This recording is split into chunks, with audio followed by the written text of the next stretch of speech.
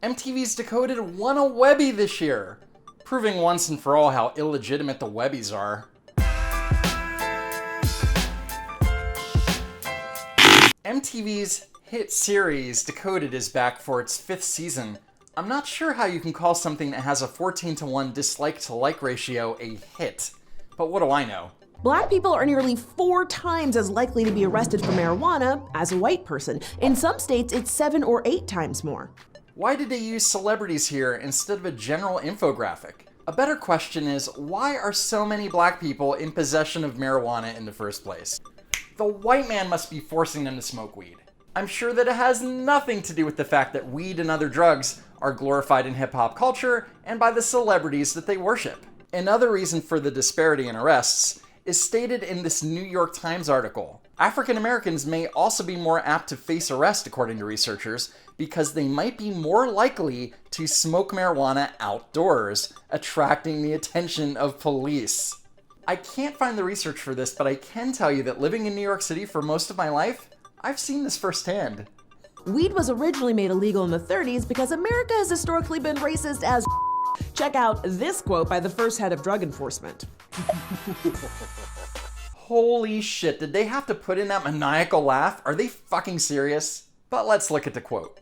Half the country's crime comes from Mexicans, Latinos, and Negroes who use marijuana. When did he say this? What is the context? Well, in my search for answers, I couldn't find an exact or similar quote from Harry Anslinger. In fact, all of the racist quotes floating around the internet supposedly connected to Anslinger are widely disputed and poorly sourced. Like this one. This marijuana causes white women to seek sexual relations with Negroes.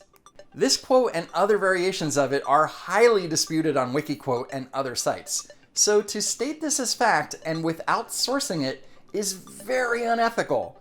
But Francesca is going to do it anyway because it fits her ongoing narrative of institutional racism in America. And if you don't think the war on weed is still super racist, let me ask you this. If the true goal was to arrest anyone who smokes weed, why don't the cops raid Coachella every year? Is Francesca really saying that black people don't go to music festivals? No, that's not racist at all. But more importantly, Coachella takes place in California. And since weed is mostly legal in California, it's not likely the police would raid Coachella in the first place. Let's think before we... Then there's this episode about people confusing celebrities with other celebrities because of racism. Some people are always confusing celebs of color who don't look the same at all. Which is kind of a problem. Let's see if you can tell who's who. Lucy Hale is not a celebrity of color. She's pretty fucking white. And the example given is retarded, confused by a belieber in 2011. It has nothing to do with racism, and more to do with the fact that the belieber was a fucking moron. Well, first off, outside of the UK, Dev Patel isn't that famous. The same goes for Riz Ahmed. In fact, without looking it up, name one feature film that Riz Ahmed has starred in other than Rogue One. Yeah, I couldn't either. To be fair, these two look pretty different, but I'll get back to this one in a minute.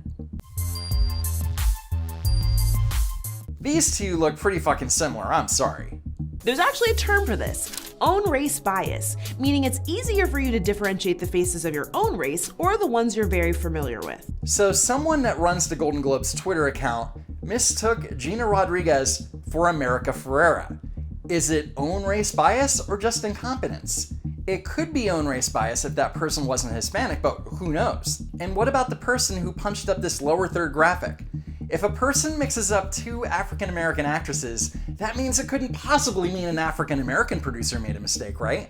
Making an assumption that someone made a mistake because of their race is kind of racist, and kind of a problem.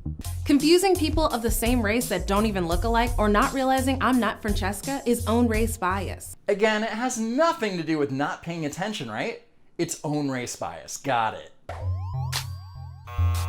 That's the example they use. The own race biased white woman really thinks that Lil Yachty and Drake look alike? No one on the planet would think that these two look alike. MTV really hates white people. Oh my god, they're using the term Latinx. For those of you not in the know, Latinx is supposed to be a gender-neutral term used by social justice warriors that replaces Latino and Latina. You know who doesn't use this term? Latinos. There's a great op-ed piece in the Swarthmore Phoenix titled "The Argument Against the Term Latinx." It may surprise you to learn that a gender-neutral term to describe the Latin American community already exists in Spanish. Ready for it? Here it is, Latino. Gender in Spanish and gender in English are two different things. The term Latinx is used almost exclusively within the United States and is a blatant form of linguistic imperialism, the forcing of US ideals upon a language in a way that does not grammatically or orally correspond with it. And with that, we come to the real reason Francesca made this video. And it's not just celebs. This happened to me a lot back at my old office job. Oh, Francesca is butthurt because she was confused with someone else at her old job. Of course, no context is given. How big was the company? How many African American women worked in her department? Did she look similar to the other girl? Did they do similar work? Regardless, you can be sure that Francesca believes that some sort of racism or bias was actually involved. And I'm not Jessica Williams. I wasn't on The Daily Show. No, you aren't, Francesca. No, you aren't. Thanks again for watching, everybody, and thanks again for subscribing. I have over 300 subscribers, which is a lot, considering that I had like 2 back in January, so, thanks again for watching.